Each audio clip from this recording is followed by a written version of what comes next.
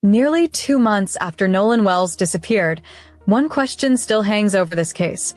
What actually happened to him on July 4th? And now, the question has reached the highest level of Mississippi law enforcement.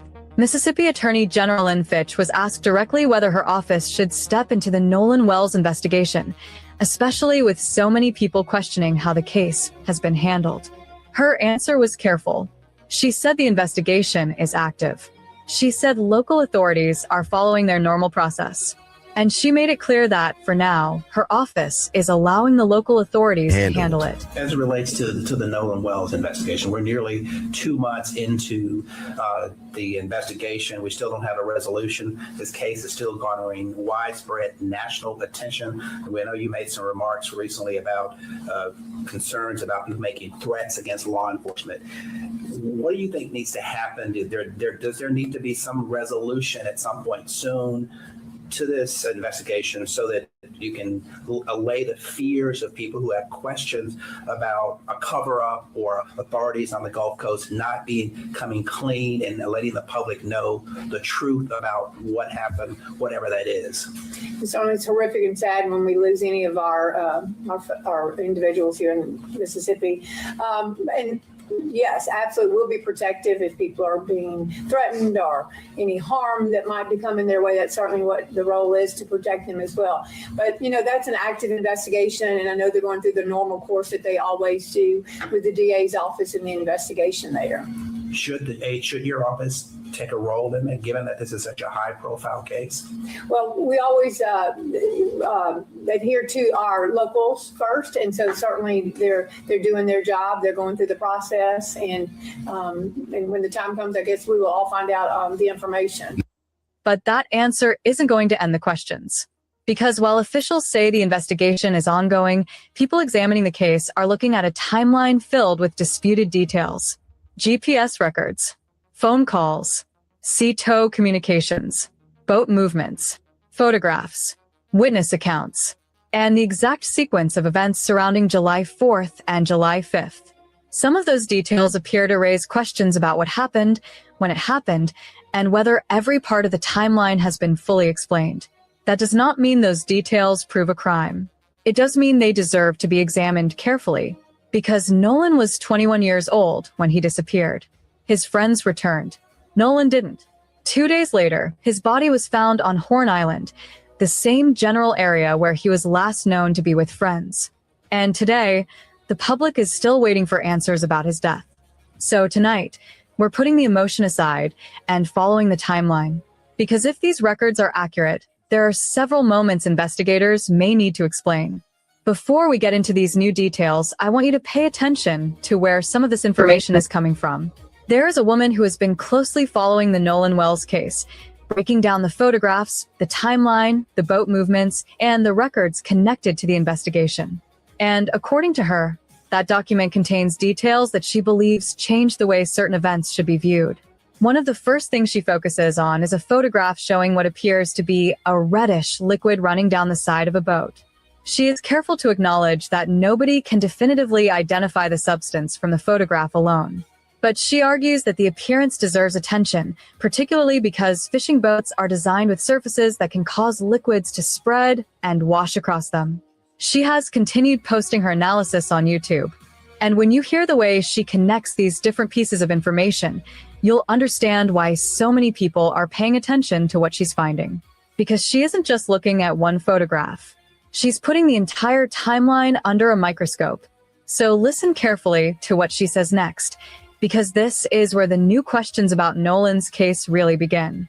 Okay, folks, let's get into it because I finally got my hands on the Al Sharpton defamation lawsuit, and it has been illuminating to say the least. Because y'all know that my specialty is those details, and clearly these people are not detail-oriented. I'm sure by now many of you have seen the picture that I posted yesterday with a mysterious red watered-down liquid dripping down the side of the boat. Now, none of us can definitively say what this is, but it's clear to me that some people have never gone fishing in their entire life, because those people trying to argue and say that the color is off, that it's too light, don't seem to get that fishing boats are specifically coated with something that makes things wash off of it, makes things thin, makes it easy to get things like fish guts out. But fine, if that's not enough for you, I'll keep going, because this TikToker literally over a month ago thought that they spotted this on the side of the boat. Now they noticed those drips, and full disclosure, they did run it through like a AI cleanup thing. And this was the result of that.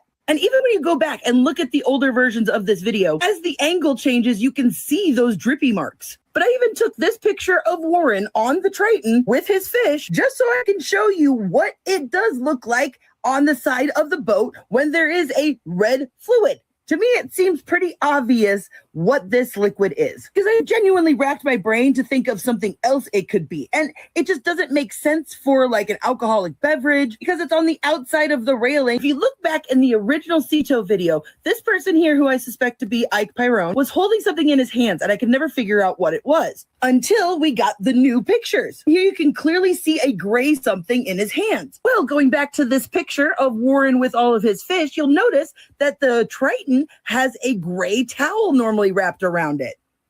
Oh, why would they need a towel if they're in the middle of sinking, unless they're trying to clean something up? I also noticed something in this much clearer raw shot of the Cito picture right here. We see something dark reddish here and like lighter red over here. Now, I have no idea what that is. It could be a towel. It could be a swimsuit cover-up. I did notice, however, it looked like somebody took a tool and like colored right here. What I do know is if you look at the original Cito pictures and videos, there's nothing seemingly red here. But it does look like, however, is somebody's leg extending way too far into the console here. But again, can't say one way or the other what it is in the background there. What I can say, however, is remember when I said that the AI felt like it was being used on the Cito video to obscure the identities of the girls? Well, I was at least half right on this, because this is a third girl. This is not the girl in the blue swimsuit that we've been seeing before. How do I know?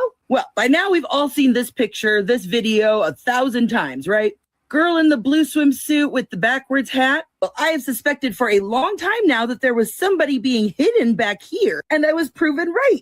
Y'all see how this girl is wearing a watch? Well, right there in the original video / photo is somebody back there wearing a watch. Once you know to look for it, you can actually see it. Make sure you got your brightness turned all the way up, but you can see that reflection of the watch right here. At the same time, the girl in the backwards hat is over here. Two major suspects for this, one of them being Lainey, but it seems to me like the more likely suspect is probably Ava, the other Seymour Hudson sibling. And as you can see here, she does in fact have an Apple Watch that sure looks a lot like the one right here. Also found extremely interesting in that letter. Remember how we've seen this picture? We never really confirmed whether it was real or not until Tatum showed us. So somehow Officer Tatum had his hands on this picture, and you'll notice in the filing, oh, look, what do we have here? The exact same swimsuit I talked about a couple days ago, and that whole friend group. So clearly this photo originated with the group that Katie got a ride from. Y'all know I have said for a long time that I suspected that Katie was in those pictures and on that boat based on the swimsuit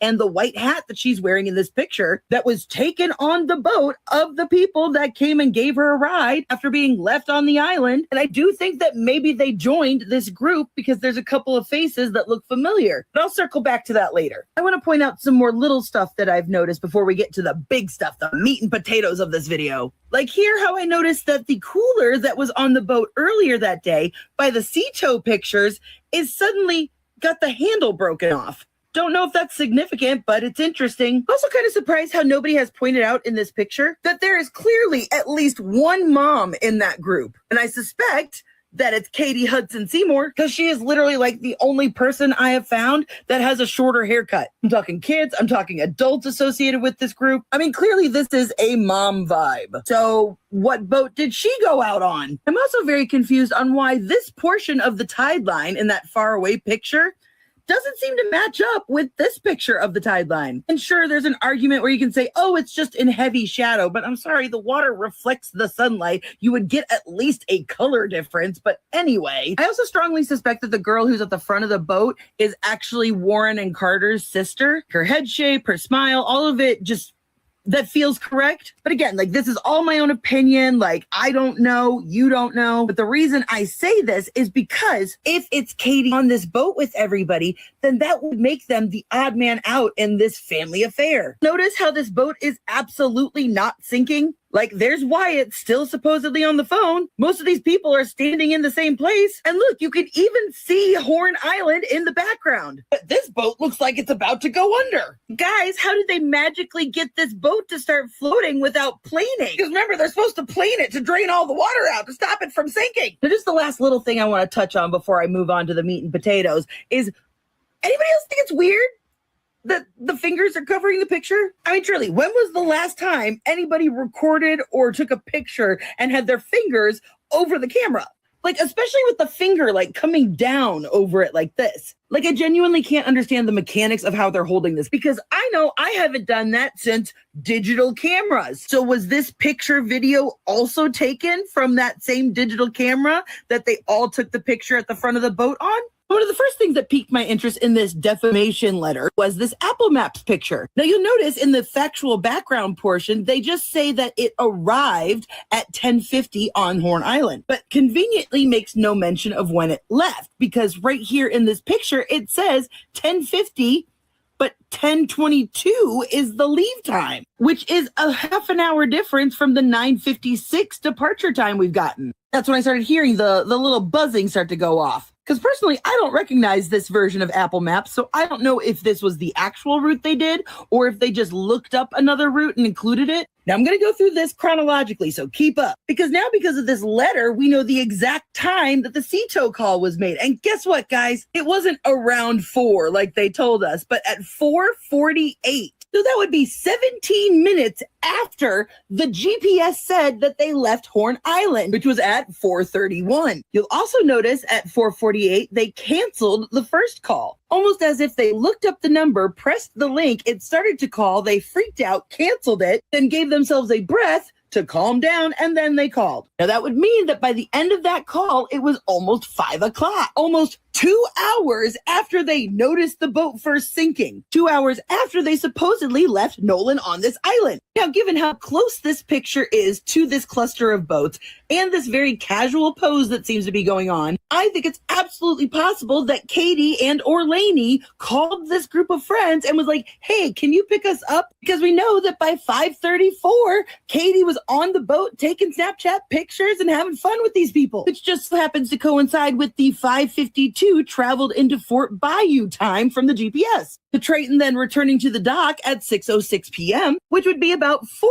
minutes after this picture of the guy in the red swim trunks that I think was Carter going out with this group earlier that day. Because I also suspect that this is Carter right here, based on the build, the lighter strawberry hair in the front. And then I think right here is backwards cap Katie, because remember how I said in this picture, it looked like these two people were cuddling up with each other. And by process of elimination, it had to be one of the girls in the blue swimsuits and the red shorts guy. I also suspect that this is Brooks and Kendall right here. You'll notice that it looks like he's wearing a very thick gold chain right here, and Brooks seems to wear this thick gold chain all the time. Now, there's no way for me to positively confirm the identities of these people, but it is a dot that would neatly connect these two boats. Now, fast forwarding to Warren's phone call with the Coast Guard that lasted 21 minutes, starting at 11:13. So that would mean by the time he got off the phone with the Coast Guard, it would be about 11:35. While he's on the phone with the Coast Guard, he and Christine are texting each other. She asked Nolan where Warren's car was, and he says at Jax's house. She says, where is that?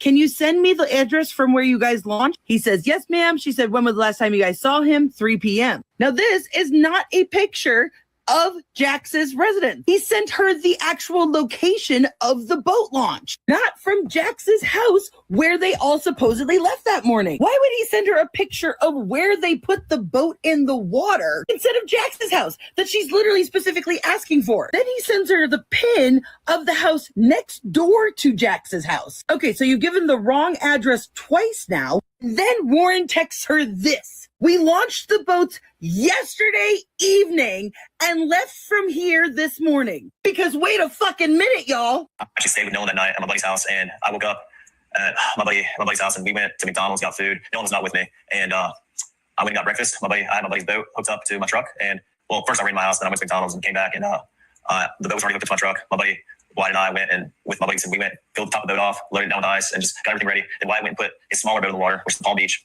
He's 18-foot Palm Beach, and I drove the boat from 4-bayou boat launch to my buddy's grandparents' house. No wonder he was stuttering all over that story. It was a fucking lie. Because you trying to tell me that the day of all of this, he didn't remember when they put the boats in? He had a whole story about McDonald's and getting the ice and everything. But this means that they put all of those boats in the water the night before, and then everybody came over and had a sleepover party with 10, 15 people. Let's face it was probably just a regular party. Now, I know you've thought it. I've thought it. A lot of us aren't even sure that Nolan ended up at Horn Island at all, which would explain all of the weird Photoshoppy pictures that we're talking about. Now, if it wasn't for Javon and the coach, I know all of us would be like, did something happen the night before all of this? Because why lie? Why lie about what time you put the boats in the water? Now, after the 20-minute call with the Coast Guard, he then calls Christine back for about a minute. Then at 12:25, Warren gets a phone call from somebody from the Coast Guard that lasts only 2 minutes. So a whole hour has gone in between these calls.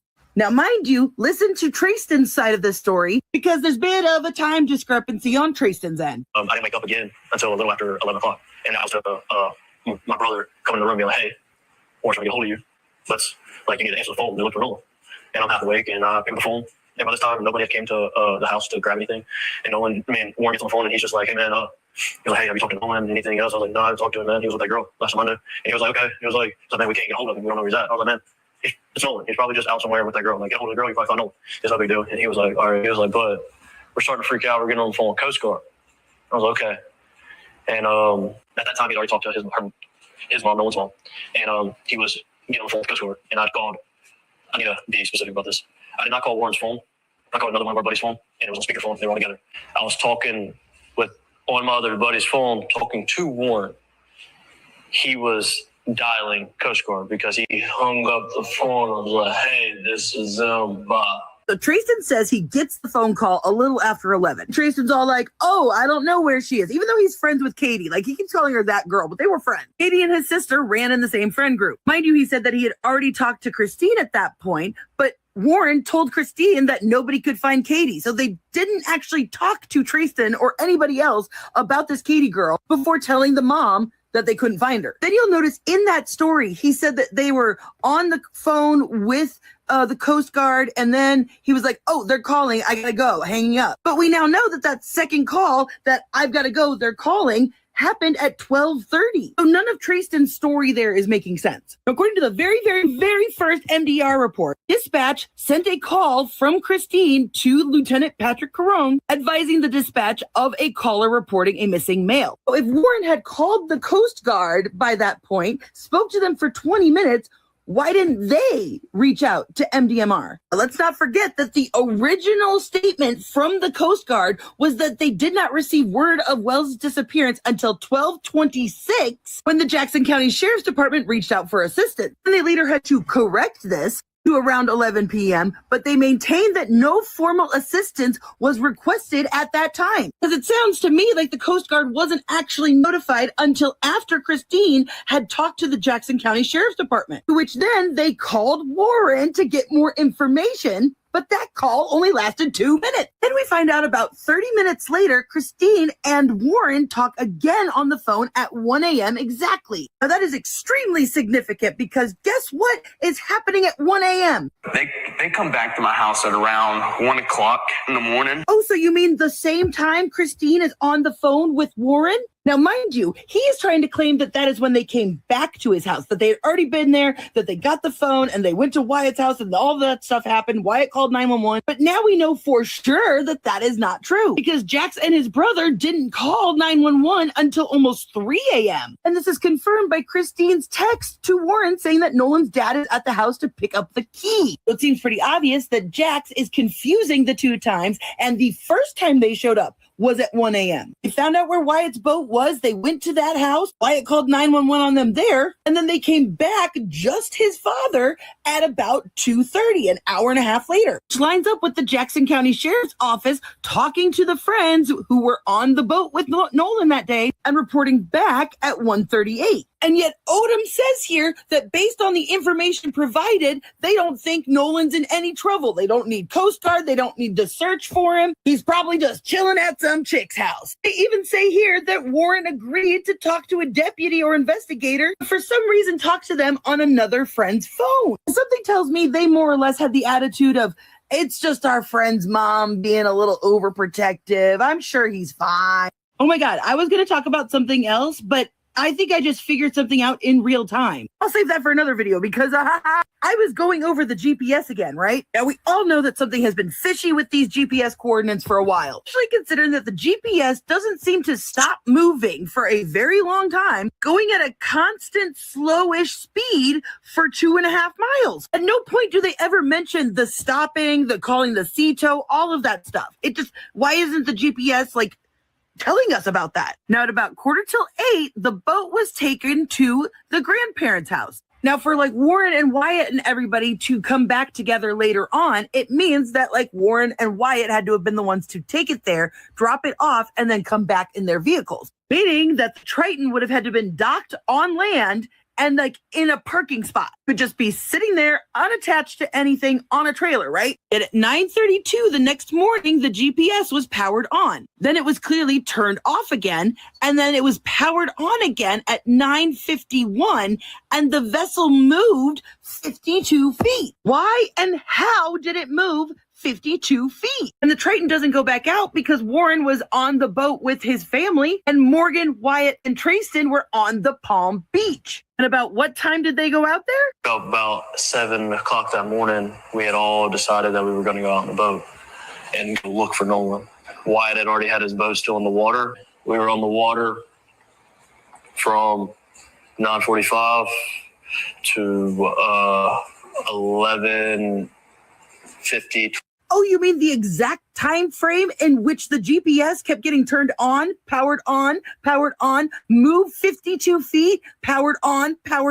Y'all, I think that these were the GPS coordinate points for the fucking Palm Beach. Because how would the Triton move 52 feet if it was sitting in a driveway at Wyatt's grandparents' house? And y'all remember, the Palm Beach left before the Triton did. They left Horn Island minutes before. Because again, according to the GPS, the boat was moving the entire time, and it was a good 17 minutes in between it leaving Horn Island and that CTO call. But you may be saying, Jay, the guy said that the Palm Beach was in the water already that morning. It couldn't have traveled to the grandparents' house. But remember, this is what Jack said when they said they wanted to go out and look for him that night. Thinking about doing it that night. Yes. And why didn't you do it that night? So we already called the Coast Guard at this point.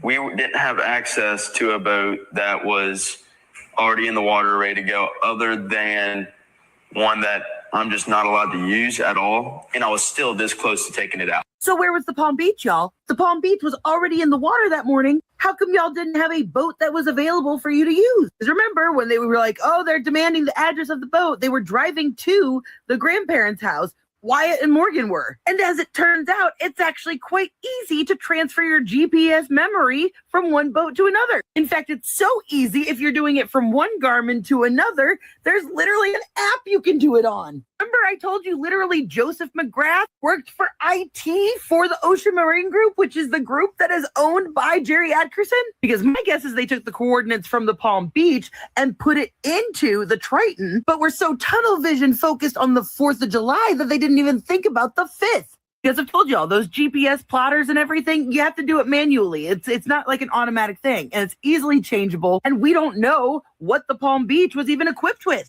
I mean, even the GPS seemed a little confused because there is a literal question mark in this report. Why was the GPS turned on 4 times in an hour? Especially here at 9:51, powered on question mark vessel moved 52 feet, and then it was turned on again 2 minutes later. So how did they move it 52 feet? Why did they move it 52 feet? Why did they turn off the GPS and then turn it back on? Almost like Morgan took the Palm Beach and dropped a bunch of people off. That would explain why there are so many data points that are not being accounted for in any of these boys' stories. Because notice, Morgan never tells us what he did after he left in the Palm Beach. Anyway, I'm exhausted. I have spent the last 5 hours recording this video. So if you like what I... Yo, yeah, this is crazy. Hold on 1 second. Let me see what else you got down here.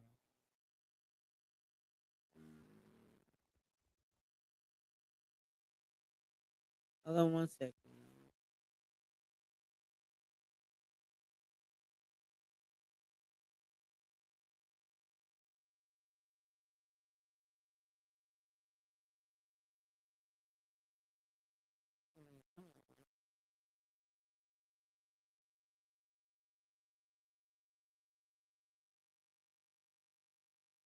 Where's my new video? Hold on, you guys. That's a day or so. That's 3 days ago. I seen that one 2 months ago.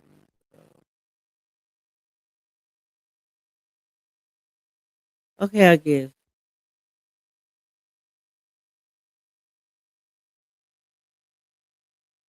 My home has been attacked 3 times this weekend, with last night being their... Oh, they gone into this lady house. That's crazy. These some sick people. These some sick people. Sick people. Sick people. I don't understand why they're open doors. That's the Epstein stuff. All right, let's go. Back home.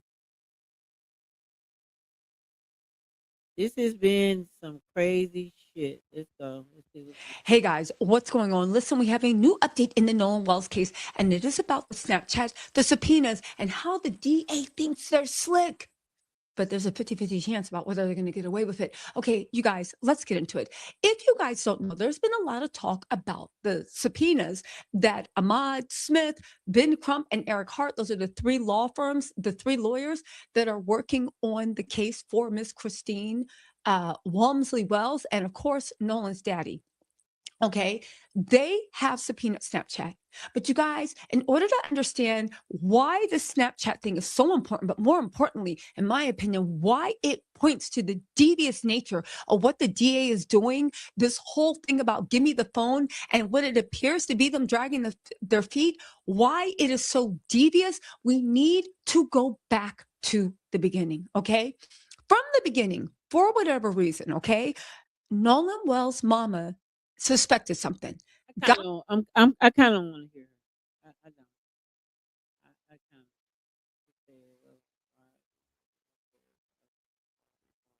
of. Okay, let's see what. Nolan Wells' body was badly decomposed. Who sped up the decomposition phase? Because what we have now learned, if we thought it, we know for a fact, based on a death investigator that stated Nolan's body being in the water for even a couple of days would not have it wouldn't have decomposed his body. Now, some people will say, oh, it's in the Mississippi heat. Did you not understand that the death investigator stated that Nolan's body would not have decomposed like that? I said this from the beginning. I felt like his body, they had did something to his body to actually speed up the decomposition phase. And then I was thinking, well, why would they do that? Well, here's why. They beat him. If you had beat somebody up, they beat him. They had physical bruising on their skin, on their face, or something that someone can look at them and say, ooh, they're going to be able to tell. If the body is decomposed, you would not be able to see that. If you guys recall, I believe it was Dr. Mitchell stated that the body was badly decomposed. He was not able to tell that if it was anything on the skin due to the decomposition of Nolan's body. And when I heard that, I said, okay, so that would be a reason that a person would want to speed up the decomposition phase, because we don't want it to look like we jumped on him or we beat him up.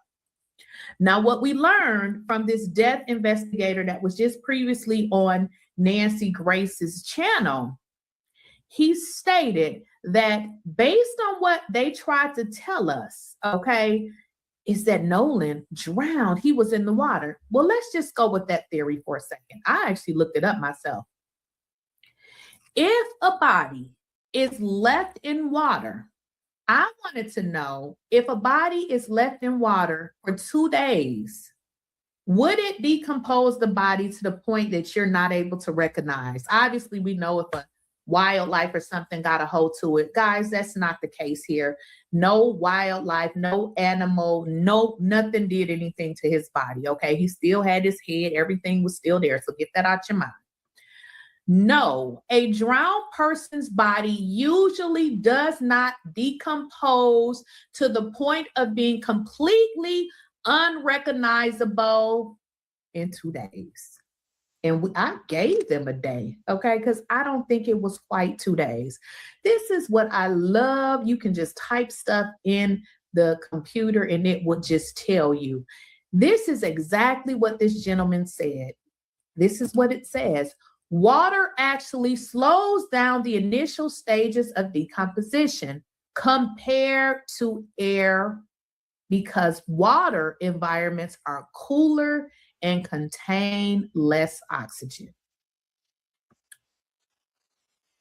So if Nolan Wells was in the water, like they said, and he just washed up on shore, how in the fuck was his body decomposed like that? I said it. Listen, I'm not a death investigator, but I was like, this don't sound right. How does his body decompose to the point that we got to close the casket, to the point where we need to get dental records, and his body was in water? So they say, that's not possible. That is not possible at all. So this is what I wanted to learn. How do you speed up the decomposition phase? Because, hey, I want to know. This is what I learned. You want to speed up the decomposition. Now, this is in no way telling y'all to go commit any crimes. Please don't do that. We're talking about the Nolan Wells case, you know, in which Nolan Wells was deceased. We're trying to figure out, how did his body decompose so badly? It would decompose in hot, humid areas, not water, okay? Him being in the water would not escalate his decomposition of his body. So if he was held in a hot place, if they put heat on his body, wrapped him in hotness, anything above water where there's air and especially a lot of heat. So some of you guys saying, oh, it happened because he was left on Horn Island. Well, why nobody saw him on Horn Island? That don't make sense. I mean, you don't have to be smart to say, you know, he clearly wasn't on Horn Island.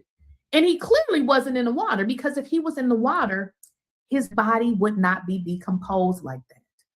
Someone or some bodies, because this is a cover-up, decided, if we want to really conceal this crime, we need to decompose his body as fast as possible, because it's going to cover up all of the bruising, whatever we did to him that escalated his death. Because keep in mind, guys, we're still dealing with that thing in the back of Nolan's head, in which they said it was red back there. And then the district attorney is not releasing the information. But this is something here that I want you guys to understand, because there was a guy that appeared on Nancy Grace's show, and he told us that there's no way, if Nolan Wells' body was in the water, like they say, his body wouldn't have decomposed like that. Cases where I have seen drownings where the person is underwater for a period of time, their body is pretty well preserved, unless we're talking about like multiple days, weeks that this person is underwater. Usually the water is cooler temperature. And if that person is face down in the water or completely submerged, their body is pretty well preserved until they surface. Usually a body after a couple of days surfaces. So I'm really surprised that he was on the shore.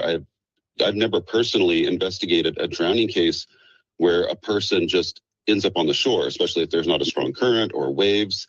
Usually in bodies of water, the person will stay in pretty much the location where they go underwater if it's witnessed. They don't usually move around much after they have submerged or gone underwater. So to me, it's very concerning that he was on the shore or that his body surfaced that quickly. But that's what I am guessing is why they couldn't do an immediate visual identification with the family. So basically, what this death investigator is saying, it's rather unusual that he was in water, but his body decomposed like that. You guys got to make it make sense. What are you trying to sell us here? You said he drowned. You would have to be in water to drown. But usually if you drown, your body comes up at some point, right? And then you're floating. But in this particular case, what we learned is, okay, his body somehow, what they would like us to believe is that at some point his body came, I guess, to the surface and maybe somehow made it onto the shore. None of that makes any sense. So, I'm not sure if that is exactly what they're trying to sell us, but at any rate, whatever it is that they're trying to sell us, it makes no sense. If Nolan drowned, then his body would not be so decomposed. I mean, if you're going to tell us he drowned, then how did his body get so decomposed? Also, I want you guys to remember this, okay? The Cajun Navy said that Nolan Wells' body did not look bloated. I don't know how a drowned person doesn't have a bloated body. A body's been floating, you'll see some bloating. I'm trying to think of the most respectful way to say it. The body did not seem at that height to be disproportionate to the way it should look. Well, doesn't seem like the body was bloated either. So what are we saying here? I mean, you can't have it all these different ways. If he drowned, then how is his body decomposed? Okay. If he drowned, how is his body not bloated? Make it make sense. People feel like Nolan Wells was placed back on that island. Okay. People do not feel like he drowned. Not only was his body allegedly placed back on that island, who sped up the process of Nolan Wells' body being decomposed? Because based on everything that they're saying, it doesn't add up. And it would make a person like me think like, wait a minute, we're missing some things and this doesn't make any sense. This is an elaborate cover-up, corrupt district attorney who needs to be fired. The governor needs to go. All of these people need to go, okay? We cannot make this shit up. We have the corrupt Governor Reeves, which was one of the people that said, oh, Nolan Wells drowned, which he made that statement before a thorough investigation was conducted.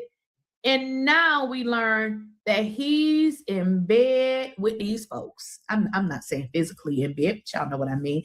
He is buddy with these folks. So much so, as Bart's mammy, he actually gave her an opportunity. So what are we doing here? This is a cover-up, guys.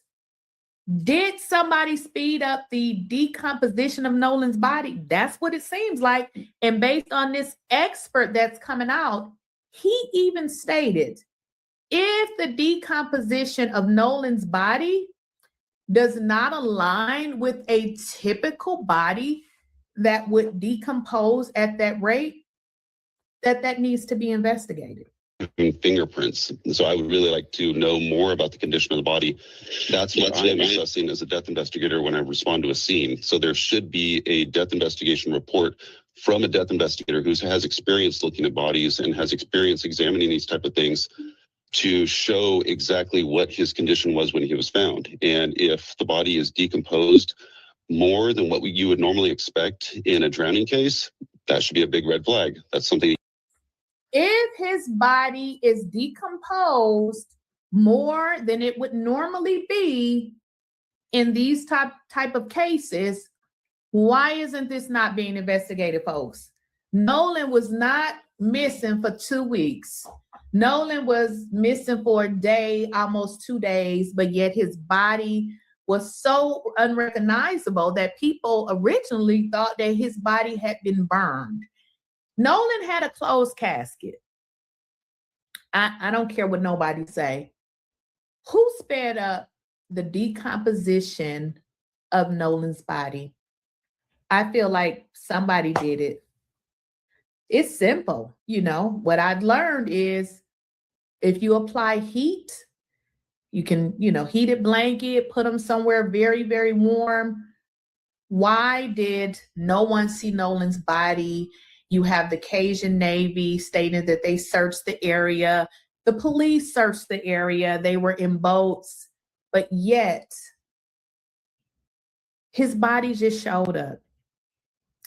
And did you all remember that the person who allegedly found Nolan, who they claim was a park ranger, was somebody that didn't want to be recognized? Now, as long as we've been talking about this Nolan Wells case, I would have been came out and said, it was me. I'm the one that found Nolan. Why is it that this alleged person, so they say, or was it the Cajun Navy? This confidential person who they claim found Nolan's body, but wants to remain anonymous. I don't trust any of these damn folks. Or partially in the water, that's really concerning because there's tons of people around that area. If he was in that position or on the shore decomposing for a day or so, why did nobody see him? Those would be my type of questions that I would ask. Why didn't anybody see him? I mean, none of this shit makes sense. And we have a bunch of corrupt folks who seem to be covering this up. Y'all gotta let me know what y'all think in the comments. This is crazy because I said this from the beginning. Like, listen, I was bad in science class. Like, I didn't like science. Okay, so I don't got nothing to do with science. Okay, but I said this don't make sense. It almost seems like his body was decomposed on purpose because I mean, I hear about, different stuff where people have been found weeks later, and I never hear about the body was this badly decomposed. So don't tell me about how damn hot it is in Mississippi when this is a whole damn cover up and you have a bunch of white tea barbaric animals that has participated in the unaliving, in the cover up of a murder that happened to Nolan Wells.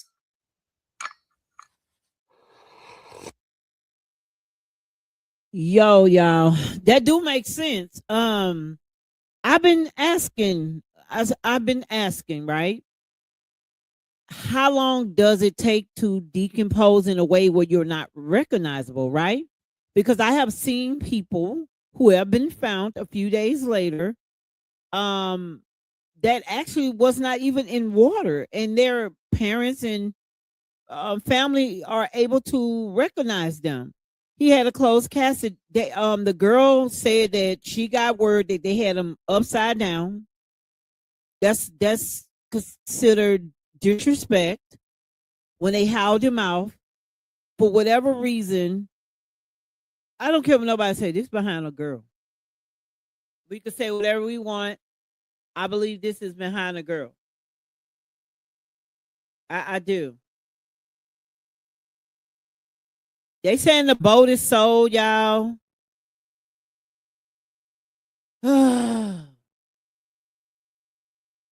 They said the boat sold, y'all. I mean, some people have been so bold as to go on various interviews and tell the crimes that they committed. That's Judge Carlos Moore, the self-described people's judge. He went live on August 19th with a different message than most of that day's coverage led with. Welcome. I'm Judge Carlos Moore, the people's judge. Tonight should have been a celebration for Nolan Wells' 19th birthday. Instead, we're standing in the gap for justice. Wow. In fact, neither you nor I should be here on this live tonight. Moore picks up from where the day left off. He was found dead on July the 6th, 2026, and the family has been requesting and demanding. We do know that had his death been... All right, we know that. We know that. You know, I need some new stuff. So let's talk about the... They say he did it. Hold on, let me see. Let's see what you got to say. 16 hours ago. I wasn't on yesterday. My operation, and that's a common practice. Question: do you know? Oh no. Let's go. Mad at the people in Mississippi because they are dragging their feet, taking their time. This whole time, you got people out here trying to sell evidence and shit. The boat already sold. TikTok users leak new mysterious evidence. I need you to let that question sink in for a moment, because if a critical piece of physical evidence tied directly to the death of Nolan Wells was put up for public sale on social media and traded hands while official state autopsy reports remain sealed under lock and key, we are looking at one of the most astonishing failures of evidence control in recent memory. Over the last several days, 5 independent digital sleuths on TikTok have uncovered a series of shocking revelations that completely disrupt the official timeline. We are talking about online listings for a vessel specifically named in state marine reports, the formal hiring of a court-certified audio expert by Nolan's family, newly exposed social media photograph dumps revealing a hidden relationship dynamic, and public statements from witness families declaring that lines have been drawn in the sand. Welcome back to Crime Scene Witness, the space where we pull back the curtain on the darkest human motives, dismantle calculated cover-ups, and expose the truth behind high-profile crimes. If you believe that true crime stories should deliver raw analytical justice without sugarcoating the actions of ruthless individuals, take a moment right now to hit that like button, drop your thoughts in the comments below, and subscribe to the channel with all notifications turned on, so you never miss an episode where we unmask the truth behind the headlines. To understand how these 5 viral TikTok breakdowns have thrown the entire investigation into chaos, we must examine the core timeline of what transpired on July 4th, 2024. 18-year-old Nolan Wells departed for an outing to Horn Island off the coast of Mississippi aboard a private watercraft surrounded by a group of peers. By the end of that holiday, Nolan had vanished, and 2 days later, his body was discovered washed ashore near the northwest tip of the island. Initial accounts suggested a chaotic boat breakdown, claiming that Nolan voluntarily chose to remain behind, while others left on a vessel that was supposedly taking on water. But as grieving family members began asking basic questions, the stories offered by those present began to fracture under independent digital scrutiny. Take a look at this first viral breakdown that set off alarms across the internet. Ashley Cole has made a second statement on Facebook. Now, Ashley Cole is the stepmama of one of them boys on the boat. I think Warren Hudson is his name. They see. They're watching. They know Nolan's parents are not playing. We have decided that we will not be speaking to the press at this time. The media is not the appropriate forum to further elaborate on the facts of July 4th, 2026. We realize that the truth will not stop the calls for the death of our small children. We have not had the opportunity to speak to the Wells Wansley family or their attorney. However, we are willing to directly communicate with attorney Ben Crump and the Wells Wansley family.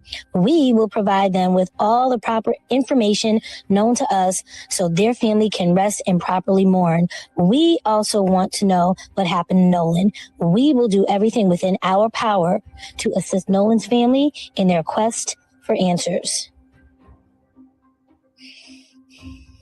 If you go to Facebook and you search her name, you can see the original post. And attached to it, she has some screenshots of her inbox and some video messages that are very disturbing. Go take a look for yourselves. So it looks like Trayson out here running his mouth. He said he done chose a side. So we're choosing sides now? I'm so confused. Drew a line in the sand and chose a side. What side did you choose? You left out that part. Come back and let us know what side you chose. At this point, why would you say that? Drew a line in the sand and chose a side. I don't know what side you chose, bruh, but ain't no way. Ain't no way. Brooks Edmiston is selling a boat, y'all. When was a Boston Whaler ever mentioned? Who was on that boat? It's the boat B was driving, allegedly. Bombshell, y'all. Yes, a 1988 Boston Whaler is one of the boats mentioned in the timeline and independent investigative report surrounding the Nolan Wells case. In this first clip, online investigators discovered a social media listing posted by Brooks Edmiston attempting to sell a 1988 Boston Whaler watercraft online. What makes this listing so deeply alarming is that a 1988 Boston Whaler is not just a random recreational vessel. It is explicitly named in official Mississippi Department of Marine Resources documentation as one of the primary boats present at Horn Island on the day Nolan disappeared. For days, the public watched as that online listing circulated across social media platforms, leaving many to ask whether that crucial piece of physical evidence has already been sold and transferred to a new owner. If a vessel tied directly to an active death investigation was permitted to be sold on the open market, while official state autopsies remain sealed pending a grand jury, it raises profound questions regarding how law enforcement agencies preserved physical evidence during the early hours of this case. Take a look at this second video breakdown regarding the official audio investigation. I found them. I found all the people that were on Katie's boat, y'all. Shout out to the real Jada J that turned me on to this picture. And as y'all can see, we've got a match with the necklace and the swimsuit. Think I busted out my glasses and red lipstick just for the swimsuit? Nah. As I talked about yesterday, we've all suspected that this is Kendall for a while now. The identity of this curly-haired girl has always eluded us. Well, not anymore, folks. For now, I'm going to just refer to these girls as T and L. As you can see, L clearly has the same kind of hair texture that's in the bottom of this picture. We know that these two were together on 4th of July, and T did not one, but 2 Nolan tributes after his body was found. Now, another one of their friends had a reel, which they did a little panning video on the best 4th of July ever. And who was in that video? Well, that looks to me to be Jacob, Kendall's longtime boyfriend. So it seems confirmation to me that both Kendall and her boyfriend were on this boat the entire day. Now that I have found this group of friends, I was scouring the pictures and I found this. We've got Elle with somebody I immediately recognized because I remembered that swimsuit, and they tried to hide this picture in a document dump so you didn't know what day it was. Well, if it isn't Nevaeh. Oh, she back!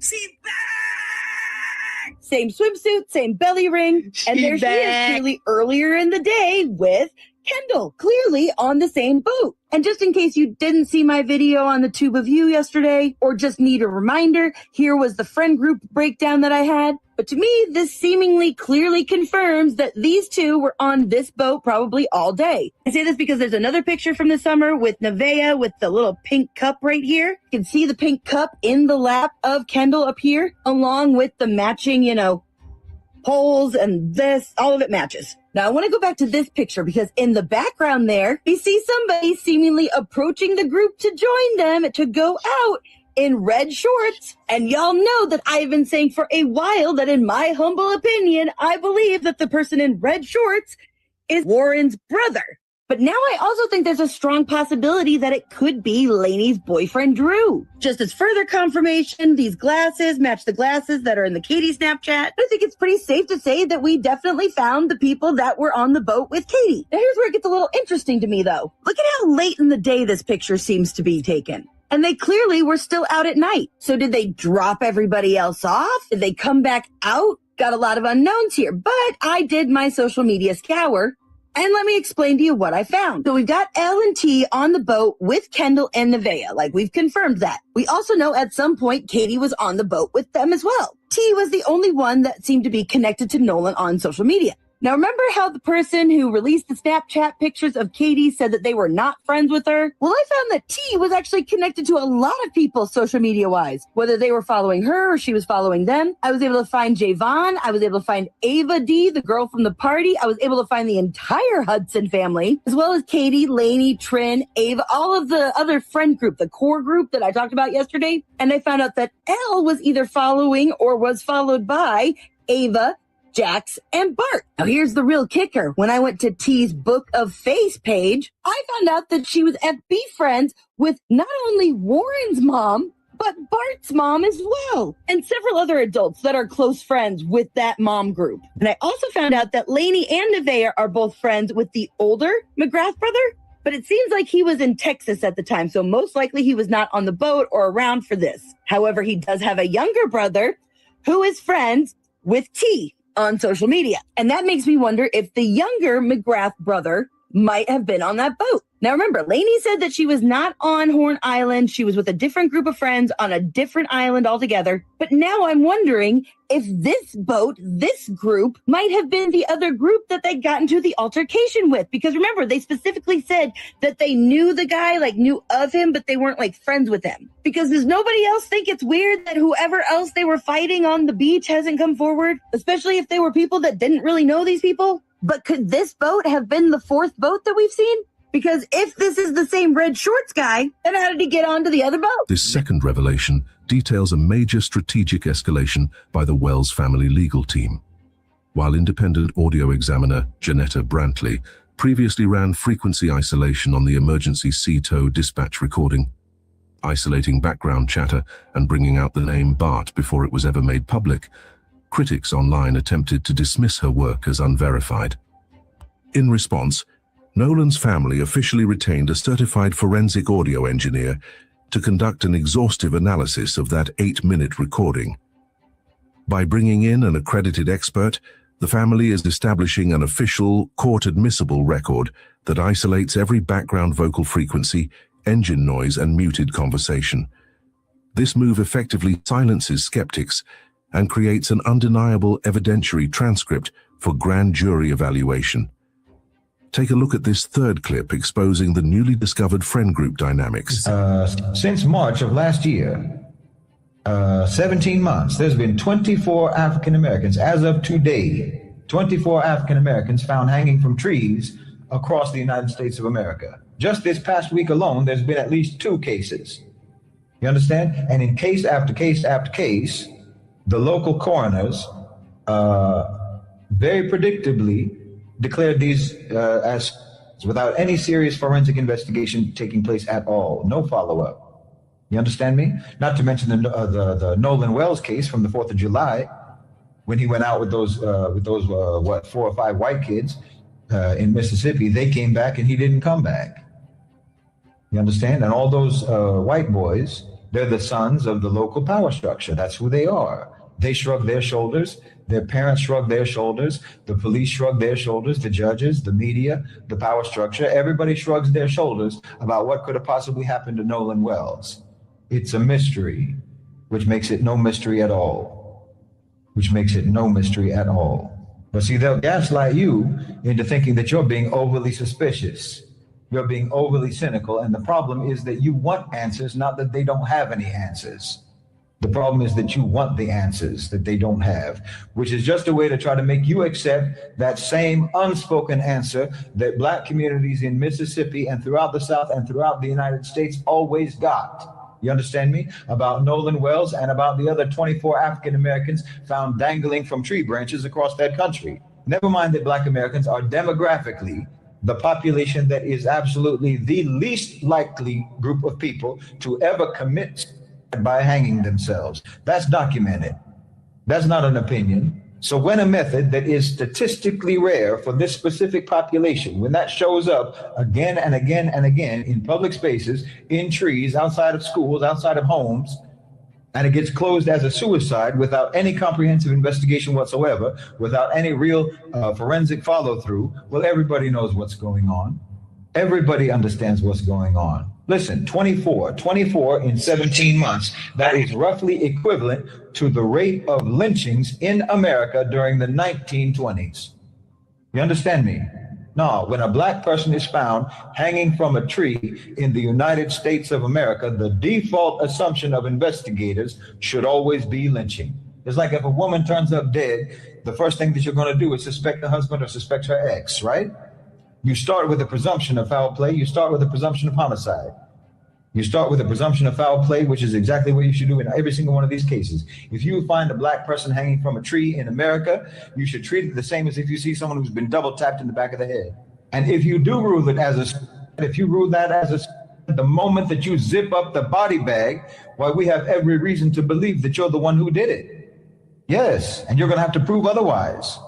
I'm telling you. If you rule something like that as a suicide, that ruling is in and of itself incriminating evidence against you. You can't tell anyone, you can't tell any serious, intelligent person that there's no evidence of foul play. No, if an African American is hanging from a tree in the United States of America, that is the evidence of foul play by default. You might as well say that Jake himself before you say that a Black man or a Black woman strung themselves up in Mississippi and expect anyone to believe you. And if you say they did that, then we need to search your property for ropes. You understand? Especially when you claim before you've even cut them down from the tree. So people are saying it's the police, and I'm screaming it from the mountaintops. It's the effing cops or the 3Ks or both. How much of a difference is there? Y'all, we're about to get some answers regarding that CTO call because Nolan Xavier Wells' family went and hired an audio expert to analyze and break down completely that CTO call. We all know that we heard what we heard when it was officially released by the NDMR. And of course, there was a lot of skeptic people out there thinking that those that enhanced it so that they could hear clearly what we all heard assumed or thought that they inserted certain names or they inserted certain things, but we all know what we heard. Anyways, at the end of the day, prayerfully, we will get some answers. Obviously, when the family sees fit to share what the experts find. And so, because, I don't know about nobody else, but for me, I was feeling like Vicky was asking specific questions because she heard what we heard as well. But we're about to find out because, again, they went and hired an audio expert that's going to break it all down for them, prayerfully for us too. And because they are crossing every T and dot. This third deep dive breakdown by independent researchers completely reshapes the underlying motive theory. For weeks, public focus centered on rumors involving a young woman named Katie. However, by cross-referencing metadata, swimsuit patterns, necklace matches, and archived social media connections, digital sleuths uncovered evidence indicating that Nolan was actually linked to a young woman named Lainey. At the time of the island trip, Lainey was reportedly dating a young man named Drew Johnson, an individual explicitly named in official Marine reports, and notably the only person from that immediate peer group who was connected to Nolan on social media. This discovery introduces a completely new personal dynamic, raising fresh questions about who was present on specific boats, which vessels were tied together near the island, and what specific friction led to the reported altercations on the beach. If you are still watching at this point, drop a comment with, "I'm still here." Let's see who is truly following this shocking story of digital evidence, conflicting statements, and the search for justice for Nolan Wells. Ashley Cole, stepmother of Warren Hudson, issued a formal public statement on social media declaring that their family will no longer engage with public media outlets. Instead, she stated that they are willing to communicate directly with civil rights attorney Ben Crump and the Wells family legal team to provide whatever information they possess. Simultaneously, social media posts from individuals connected to the group declared that lines have been drawn in the sand and sides have been chosen.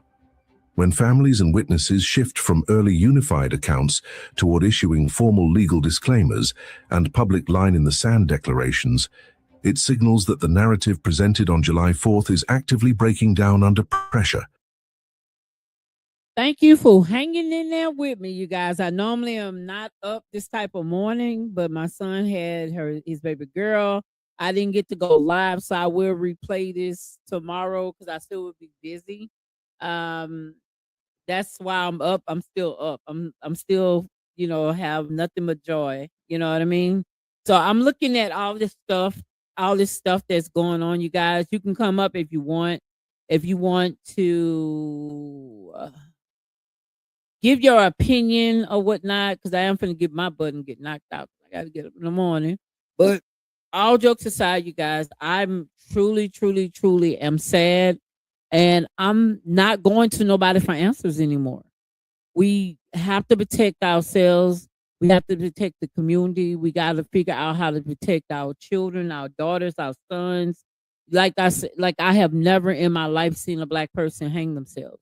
And I'm going to tell you, this is extremely too many. You know what I mean? Like, Black people will immediately, let's get this over with. If they're going to do something as dumb as that, right? They're not gonna want to suffer if they're gonna do something to themselves, right? So I don't know about any other culture, but I know ours don't do that. And I've been seeing this over and over and over. And I do think it's the police. I think it's some people that are not real, real citizens that care about people that gets in these positions because Black people are gonna be a police. Why not? You know what I mean? But you don't want to, cool. So we're going to keep crying about the same shit over and over and over, right? So I believe that certain group of ethnic people who are racist, not even racist, hateful as fuck, barbarian behavior, no matter what their race is not just, we're not going to just label white people. I just had an encounter with a Spanish person. Her supervisor called me because I contact the attorney affairs. And I contact everybody. I'm going to also contact her licensing. You know what I mean? Because threatening me, I'm going to look at you laugh because I'm a paralegal and I'm going to put the pen and paper together straight up. You know what I mean? Ain't no more arguing. I told him, he called me. I said, look, me and my kid's finna have his baby. You have to come back in 30 minutes. He didn't come back in 30 minutes. He said he'll be gone for a few days. Cool with me, boo. Because I'm going after her license. And that's what y'all got to stop fussing with these people. Because they have bonding license. When they do something unethical and you feel like you're being violated as a citizen and they could tell you one thing and the law says another thing, that's why I'm getting busy with her. I'm not going to argue about nothing at all with nobody. And if he get to whatever and say, okay, I hear you, I'll just do what I have to do, sir. You have a great day, though. You know what I mean? I'm not playing with nobody no more, right? Just like, oh, you were just slaves and stuff. They didn't let you sit on the back of the bus. The same girl from Mississippi who really didn't give her seat up, pregnant, 15 years old, she took them to the Supreme Court and won. And then Mississippi copied off Mount Zion in Louisiana Baptist Church when they had a boycott going on with the buses. It's just everybody takes stuff and try to use it and make history with it. It's bullshit. All this immaterial, I get it. A lot of y'all, listen, what I have learned, a lot of pictures have been photoshopped so we could look and be educated on shit that never happened. Videos, Photoshop, put, like AI been here before we start using it. You get what I'm saying? It's been here before we start using it. My family, my people were not slaves. We were mentally to think that we were in slavery. All this, they slept with the master and all that. Prove that shit to me now. Show me pictures, because white people who will humiliate the hell out of you. They will humiliate the hell out of you and show you that stuff. There's no physical pictures of none of that. I'm from Louisiana. I am a part of the Creole Maroons. They were Creole, went to war, they built, they became the Maroons. They made an agreement with the United States because they ran a massive part of the Mississippi. They conquered Baton Rouge. Anything that don't say Florida was a part of Baton Rouge. They play so many games, bro. Like, life is just really, really, really, really, life is alive. Look up Naba. Naba is the creator of all gods. She's a woman. You got to stop praising a man. And it's just the truth. Look at the tablets. It's in the tablets. I got a video on TikTok right now. It breaks it down. Go to my Instagram. It's the same as Erica Trinell. It's there. Like history is there. They erase history. If they erase history, they don't know how to run this world. So stop letting them lie and tell you shit. Only thing they did was you had leaders, like, say for instance, Baton Rouge had, like, they paid tolls, they paid to cross from Louisiana to another state, which all was like considered countries, right? That's the only thing they did. And they didn't do it. Let me take that back about they. When people go to war and they lose, they will kill the leader. I don't know what you called it back then. They will kill him. No white people will kill him. Black people will kill him because they were dishonored. Then they got lenient. They started just demoting them instead of killing them. So all this stuff, they took history, repackaged it, made it the way it was. Everybody got to stop lying. We had digital in service. We have the Nationalization Act for white people. We have the Mann Act is the White Slavery Act for the women to protect them when they came here. So we got to stop all the lie. We got immigrants, and you can get mad. Immigrants are running our country. Bottom line. They're trying to kick immigrants out when they're a descendant of immigrants. It's time for you to understand who you are. We're going to all live on this land, no matter who came first, right? The United States created their own shit. They made agreements with other people. Listen, all that Florida this and this. No, go read really about Louisiana. It's in the archives. I was shocked. I was shocked about a lot of shit. They had all the leaders from every state, what we call states now, in there. They in there. They ain't destroy history. If they destroy history, they wouldn't know how to function. They cannot function without going back, referring back to how things were done. So they're not going to destroy it. So don't believe that. So let me get back to, man, this shit just get on my damn nerves. It just does. It just get on my nerves, get on my nerves, get on my nerves. I don't want to, I'm going to be honest. I'm going to get back on here tomorrow, you guys. I'm thankful. I only been up not even a month, and I've been getting so many people viewing. You get a few haters. I only got one hater. Oh, you just watch videos. Yeah, I want to hear what everybody have to say so we can all give our damn opinion. What the hell is wrong with you? You watch videos, you watch TikTok, you watch Instagram. We all do the same shit. So what? But anyway, you guys, y'all have a great day. Thank y'all for the love. I'm going to put clips back out. I'm going to this going to be revisit tomorrow. Probably I'm going to set it for 1 o'clock so we can see girl Pinky, whatever her name, she rolling. Y'all support her because she's taking time out of her life to really, really, really investigate. She's investigating. She's breaking down. She's doing her thing. And I can't hate on that. I don't care what her race is, but I just cannot hate on it at all. But y'all have a great day. I'm gonna go I got what, 3 hours? I think 2 hours I can get some sleep.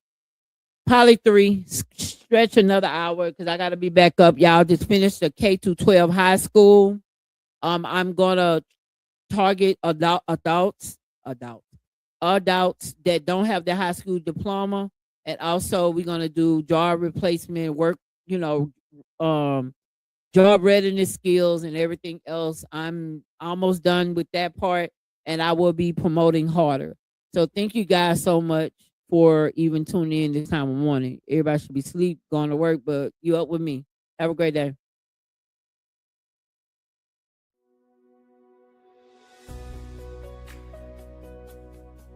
Looking for a K-12 education that goes beyond the textbook, right from the comfort of home? Welcome to a new standard of online learning. Beyond general education, our students dive into specialized virtual labs for real-world job readiness. Genealogy lab, historical lab, civil law, and our media and public speaking lab. We prepare global citizens with immersive Spanish and French language tracks. And because we're proudly Florida-based and Step Up certified, families can access the elite education through state scholarship programs. Diverse representation, academic excellence, and career readiness, delivered entirely online, wherever you are. Secure your child's spot today. Secure your child's spot today. Visit our website to enroll.